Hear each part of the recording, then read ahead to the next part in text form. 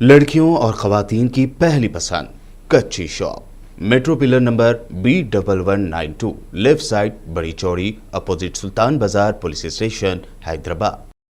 मैं इन दोनों ऑफिसर से ये गुजारिश करना चाहूँगा कि जैसा अभी आपने सुना है कि कम से कम 3 या 4 लोगों को आपके जुरिस्डिक्शन में अगर आप इजाज़त दे दीजिए कि 4 लोग ईद की नमाज अपने मस्जिद में पढ़ेंगे, अवाम उन्नास अपने घर में पढ़ेंगी।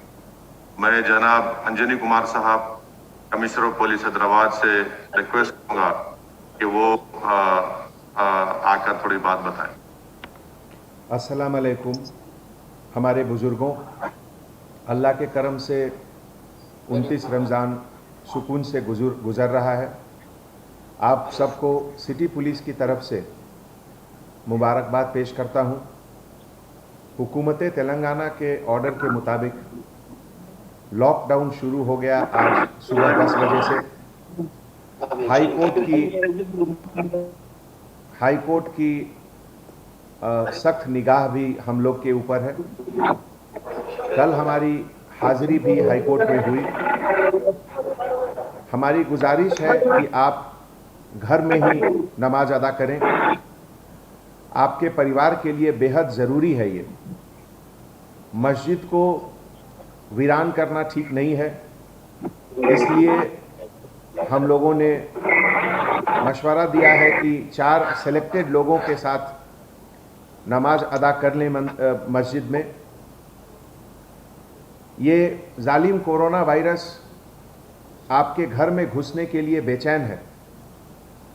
याद रहे कि खुद चलकर ये आपके घर के अंदर नहीं आ सकता है, लेकिन अगर आप रमज़ान खरीदारी के लिए बाहर जा रहे हैं, कुछ सामान खरीद कर ला रहे हैं वापस, तो उसके साथ ये आपके घर में दाखिल हो जाएगा और फिर आपके बुज़ुर्गों को, आपके बच्चों को परेशान करेगा।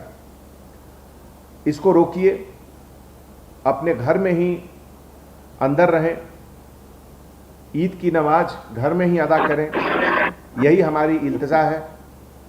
और बहुत बहुत शुक्रिया कि आपने मुझे इस वेबिनार में शरीक होने का मौका दिया। Thank you.